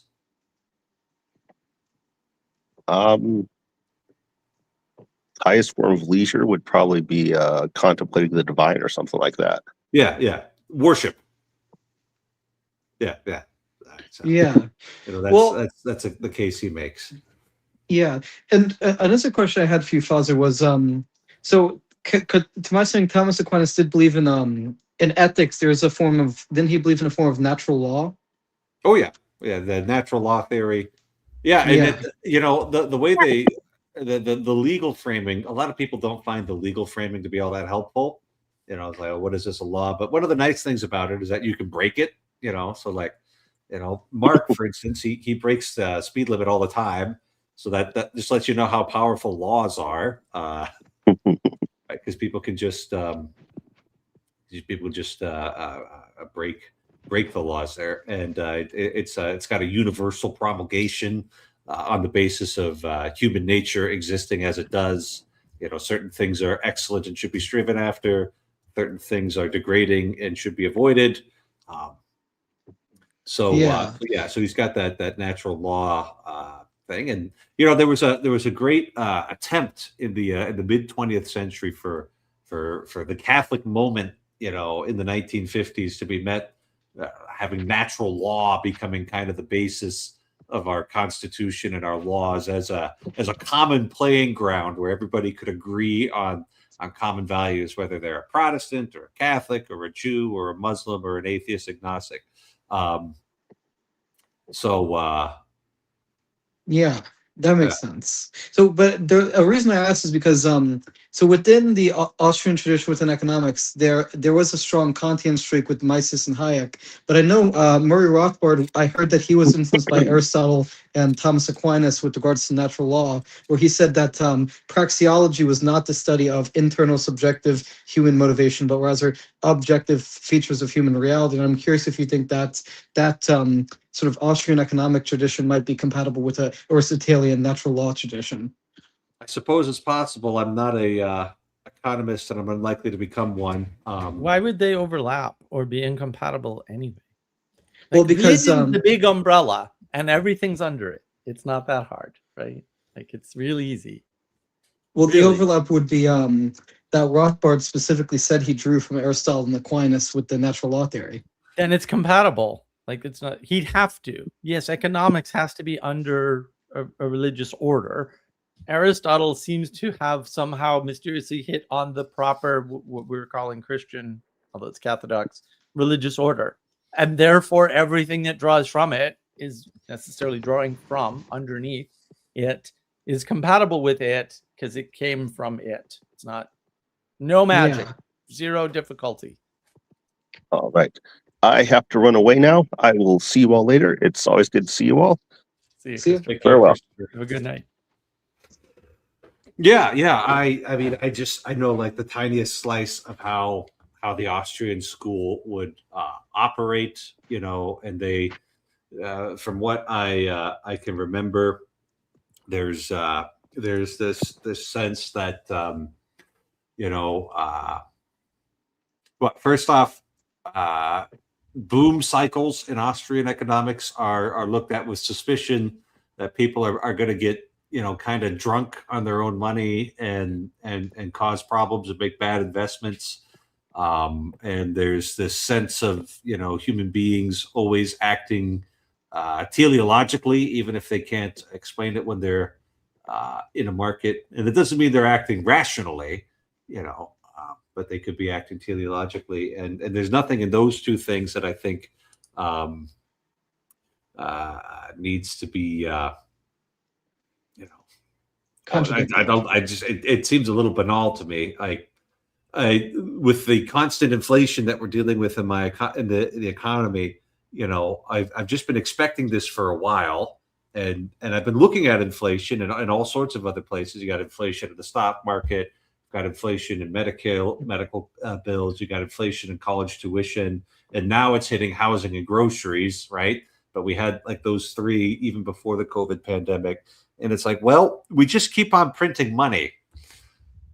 Yeah. So, well, exactly. And that's the whole thing, is that Rothbard and Mises and Hayek would argue that what happens is when the Federal Reserve increases the money supply, it leads to basically drunken spending, and that drunken spending eventually blows up because people take out loans for things that they can't pay back. But they can't tell you when or where or how. And so the bottom line is, if you map that to history, that's never worked that way. And so they're wrong about that. It's that simple. And I think Music Dude 24, that's RJ, 246 had the perfect comment on this. Economics are just sophists with a calculator. That is the most completely correct definition of economics I can think of. Thank you, RJ. Excellent work as always. Yeah. And that's where, that I think is where everyone's confusion is, right? Is that this isn't that hard. Things come from a place. We know the place that economics came from because you stated it. It's basically a religious or under a religious ethos. And so nothing is incompatible with the religious ethos from which it came, by definition. Not that hard. And then it should be comforting, right? It should be comforting to know that that is the case. Yeah, I mean, I agree that a lot of economists are sophistic, but I think the Austrian economists are better than like the Keynesians or. Doesn't matter. You can't do anything with that information. You, Kirk, can't do anything with that information. It's pointless information. It's filling up your brain and that you can't act on ever.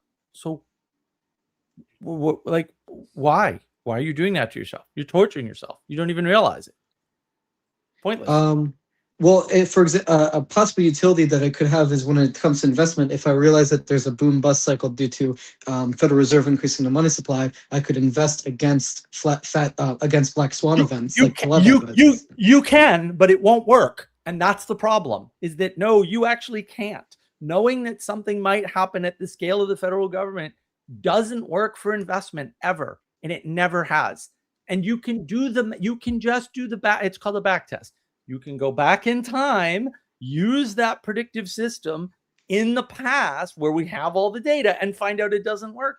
People do this with gold all the time. They go, oh yeah, gold and the price and blah, blah, blah. And then you look at the gold price and you're like, this doesn't correlate to anything else.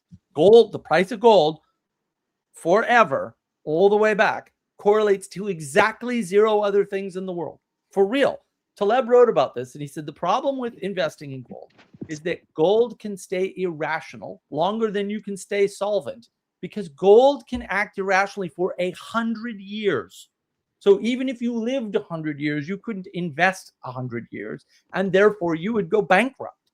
And so knowing this stuff just means that you can't know other things. And while you're busy tracking all that, you know what you're not doing? You're not earning enough money to become the investor that could benefit from that. So why don't you do things in order? That's way better. First, get the money, and then worry about how to invest it. I see. So the dispensable at Bucky's, Kirk. There's your laser focused. You know, I think every manager be happy when you clock into work. Like that would be you just focused on that, and just like you got the stocks, the shelves stocked. You keep the bathrooms nice and clean. You're respectful to all the customers. You know, it's just that's the most useful stuff right there. Yeah. Well, to answer RJ's question, he says he gave me homework. I did not look at that Catholic lecture series you were talking about, the Thomistic realism thing. But I did take up your offer for getting a job, and so I did get the internship at Bucky's.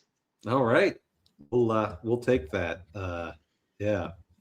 I'll see if I'll get a girl. Hopefully I don't bring up. I'll remember not to bring up quantum mechanics on the first date. Yes. Okay. Or the second, or third, or after 10 years of marriage, or 30. Just don't ever. Okay. No, actually, there may be one time when it happens, right? It may be that she's asked you what you're thinking about, then you actually tell her, right? And then she just learns not to ask what you're thinking about. Exactly. And then she'll learn never to ask that question. Right, because I think it's like this constant thing. What are you thinking about? Nothing. Because if you're like, man, you know, how much pizza could I eat? You know, like it's like this was stupid. I don't want to talk about it. I was wondering how much pizza I could eat in one sitting with my friends. Yeah. What? Yeah, that's what men think about sometimes. But I think I understand what you're saying, Mark. So before I think about like betting against black swan events, I would first have to acquire money before applying the Austrian economic investment principles, and so I would first have to get my house in order, so to speak. You would need an enormous amount of money. One of the things people don't realize about investment is it doesn't work the same for everyone. So like my buddy, who's a very good friend of mine, gave me a place to stay when I was homeless and stuff. He eventually worked his way into a real estate investment thing. And so if you have $50,000, and that's the minimum investment, then you can give it to him and he will, give you like an 80% return on your money right now. This is possible right now. Unfortunately, the money has to be tied up for 3 to 5 years. And so in order to tie up $50,000 for 3 to 5 years, you probably need to have something on the order of $250,000 in addition to the $50,000. So you need to have $300,000. At least you'd have to have 50 in cash and the potential to make another $250,000 over the next 5 years and control all your expenses. That's the minimum requirement to even do that kind of investment. And if you were going to do a black swan investment, you could invest in Universa, but you have to have millions. I think it's 10 million to invest in Universa. Or you have to kind of develop it yourself, which you're never going to be able to do because it just requires a level of expertise that you're never going to have. And that's okay. Like that's why Universa exists. And so I would never worry about that. You first have to learn to manage credit card debt. Like that's the first thing you have to do. Right? Or just manage income and spend. And the way you do that is not by adjusting your income. It's by adjusting your spending down. And then once you understand how to adjust your spending down, you'll be in such a good place that even if they take all of your money, which at this point is $7 or $8 million in my case, you won't live on the streets again, which I have not done. So I'm quite happy with those results, even though, I kind of missed the 7 or 8 million I should have in the bank. Whatever. It is what it is. We had horrible dust storms this last week in North Dakota here. Like some of the pictures were like the old dirty 30s there. But we did get rain just yesterday and today, so hopefully that'll tamp some of that down. But yeah. Not good. We can all agree one thing that is not valuable to learn is anything that comes out of Paul Krugman's writings. Well, he's a liar. So yeah, he's deliberately lying to people, and he knows he is. And he's very good at it, granted, but also lying bad. So I'm continue to be an unfan of his existence. Me too. We can all agree on this. Krugman got particular ire from Taleb, didn't he? Yes, Taleb. Yeah. Well, no one who reads and pays attention likes Krugman because he just flat out he'll quote a study and say the study says this and the conclusion of the study says the opposite. He does it all the time. Actually, I'm surprised that people. It's been decades. Like I've caught him several times. A bunch of people. Tim Pool caught him. It's not even hard, is it? No, it's not. You just have to read what he's writing and what he's quoting at the same time. And people are lazy and they don't do the work because they're lazy. But actually, pretty clear. Ron, are you asleep? No, not yet. But I saw you hoodlums were on, so I thought I'd say hello. Yeah. It says you're asleep. It says zzz. So we assumed that was you sleeping. Soon to be on Monday evening. So how you guys doing? We're doing fine. We're giving Kirk some valuable life advice. We're telling him to get a job, which he's actually accomplished. So we're very happy about that, and we're affirming that right now. Oh, congratulations. And he's we're also teaching him to manage credit card debt and how to talk to girls. So it's just been wow. What I'm really trying to get him is to learn that all from Solomon by reading the book of Proverbs. And I think we might have cracked him. So that's what we've been up to. There you go. And then Song of Psalms. Song of Songs you don't get into until you're in the when you pass through the passive purgation of the soul. That's when you get to the Song of Songs. Okay, gotcha. Nice. No, that's actually a tradition. That's actually a tradition in the Catholic. It was when you're in the way of beginners, right? You read the book of Proverbs, When you're in the way of the proficient, you read the book of Ecclesiastes, and when you're in the way of the perfect, that's when you can take on the Song of Songs. There, it's when you're spiritually mature enough to understand Oh, really? that particular book of scripture. Yeah. So.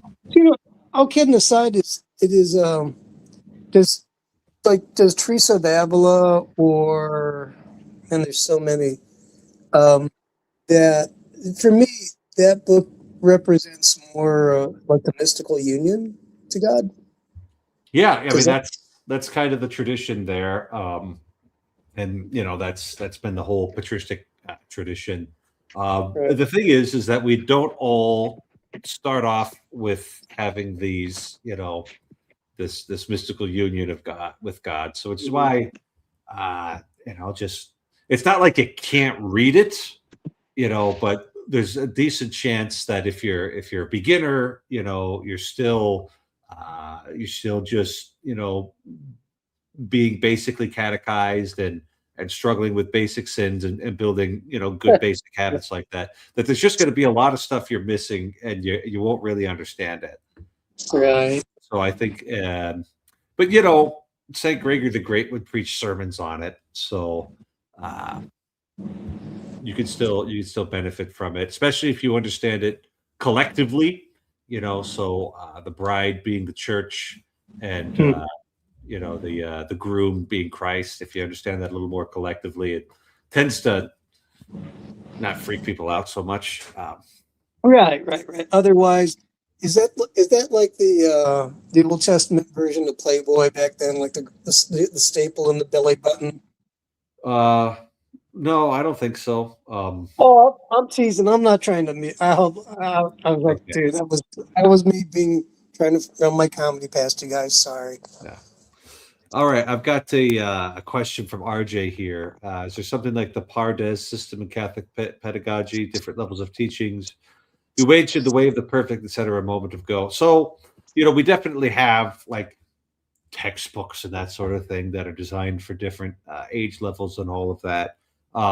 This way of the beginner, the way of the proficient, or the way of the perfect, that's for spiritual development. So it doesn't have to track with the age of the body because the soul can advance much more quickly. So we would look at somebody like Saint Therese of Lisieux and say that by the age of 24, she had actually passed through the passive purgation of the senses and the passive purgation of the soul. Dark night of the soul is another way that you call that, and reached perfection at the age of 24 when she died. So that doesn't quite track the same way as a human pedagogy does. It operates on different rules because it's the grace of God, and He can just do things at the pace that He wants to.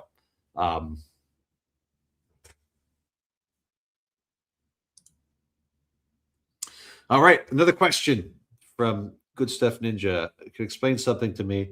My almost a priest little bro freaked out at me because I said a Catholic who sins and goes to hell will still be Catholic. He never explained. Yeah, so I guess it depends on what you mean by still being a Catholic at that point. And do you mean will still retain the marks of the indelible sacraments they've received? So, if you're baptized, you would still have the mark of your baptism confirmed. You still have the mark of your confirmation. If you were ordained, you would still have, the character of your ordination. Those would remain with you. They're indelible marks. There's nothing that can take that off. But if you're in hell, you are cut off from the body of Christ. And that's actually, that's even more important than, the mark of your baptism there. We would say that a catechumen who receives the baptism of desire, even though they don't have the indelible mark of baptism, would still be joined to the body of Christ by the grace of faith that they were responding to. So, I don't think that's correct. I don't think you would still be a Catholic in hell, but you would still have like participation ribbons. I guess he flipped out. Why did he flip? Why did he melt down? I don't know the Probably guy. because Denise, you're a lot sometimes. And that people don't, man, I love it when she does the to hell with the rest. Like, yes. A lot of people get very upset when you say things like, especially evangelicals and a lot of the Americans. It was funny that actually came up quite a bit in the Symbolic World Summit. A lot of people get very upset when you make judgments about anything. To be fair, they were talking about that though. They were like, "Yeah, this is a real problem because you got to judge the world, and the world is a place, and you can't just ignore the fact that things have to be judged. There's standards out there, and they're set forth in various places in various ways, and they're subject to interpretation, and that sucks. But so is everything else. So yeah. So I don't think that statement that you said was correct, and I've laid out my reasoning for it. Whether or not the level of your theological imprecision justified a meltdown, if I didn't melt down. I just gave you my thoughts there. So that'd be a thing for you and your brother to hack out with yourselves. But that's my explanation of the theology there. So, RJ, if you want the full version of this doctrine on the three ways, you could read The Three Ages of the Interior Life, volumes 1 and 2, by Father Reginald Garrigou-Lagrange. That was a big, chunky book of reading there. And if you just want the Reader's Digest version, you could just read The Three Conversions of the Spiritual Life by the same author, Reginald Garrigou-Lagrange. And that would give you a very brief but dense treatment of that tradition. Well, I think you cannot assume you are safely in heaven by virtue of label of Catholic, but the punishments fit the crime. Yes, as obviously just being incorporated into the church doesn't automatically. You have to work out your salvation with fear and trembling. So if you most mortal sins will destroy the charity in your soul, so you won't have the supernatural virtue of love in you, and that's what actually unites you to God. And so if you don't have that at the moment of death, you're not united to God, and therefore you're lost.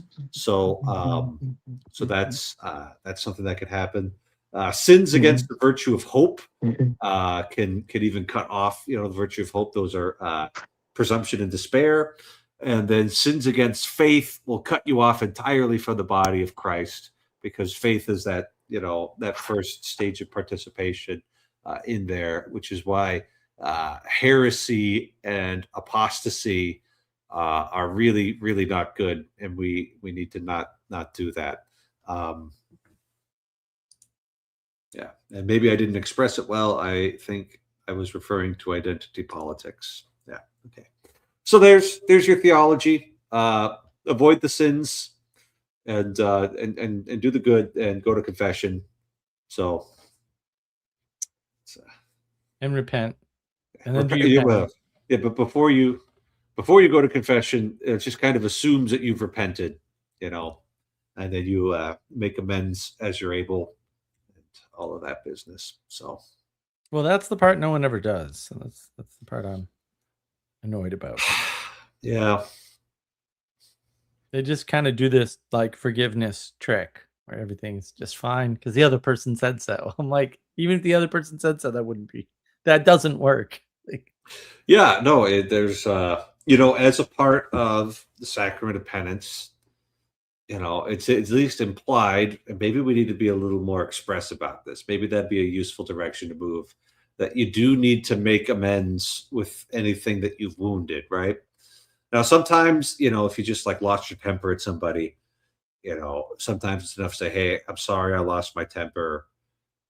I didn't want to say those things, that's enough for that sort of minor infraction. But if there was something like a theft, you would be obliged in many circumstances to make some sort of restitution for the theft. if possible. These things aren't always possible. Maybe all the money's gone and you can't actually give it back. Yeah. Well, but you got to do something. But something, right? There'd have to be something. Well, and when you go to confession, you're given things to do. Yeah. Right. Yeah. Right. And I think, and it's funny because that shows up in Alcoholics Anonymous, where you're supposed to talk to everybody you've wronged and apologize. And I'm like, well, that's the weakest form of confession possible. But hey, it's better than nothing. So that's a good thing. But yeah. And it's almost like that's a non-optional component of the universe or something. And that's why it keeps coming up. It's maybe part of some created order or something. Who knows? Who believes in that anymore? I know. Well, that has been the issue now, hasn't it? Yeah. By the way, Father Joseph is out of Columbus, Ohio. Diocese of Columbus. Can anything good come from Columbus? Having been in Ohio and Cleveland in particular, I was like, wow, this place. This place with the cell phone problems and the roads. Means that Father Joseph probably went to the Josephine, and I'll have you know that we would beat them in basketball. So that's He was a good guy. He was interesting to talk to. I looked at his podcast, and I will not be listening to any of it. It's way too. Is it just the Catholic stuff that you're not that into? A lot of I don't understand any of it. So it's like, I don't know what you guys are. You keep using those words that don't have definitions. So, oh, yeah. That's the other thing that happened at Symbolic World Summit. I was talking to Pseudo-Boethius and somebody else, maybe two other people, I forgot. And I'm like, all right, we'll do the C.S. Lewis. I wanted to learn ethics story, and he got it right away. And I was like, somebody finally got it. You could tell. He said, I'm so glad you told me that story. A bunch of things make sense to me. I'm like, there you go. What story is this? When I took ethics in junior high. That one. At the Catholic school. Yeah. At the Catholic school, right. Yeah. How many errors is this? Like, how many errors are stacked up in this problem? Yeah. But he got it immediately. He's like, oh, now I see what you're talking about with meaning crisis. Now I see what you're right. And somebody else got it.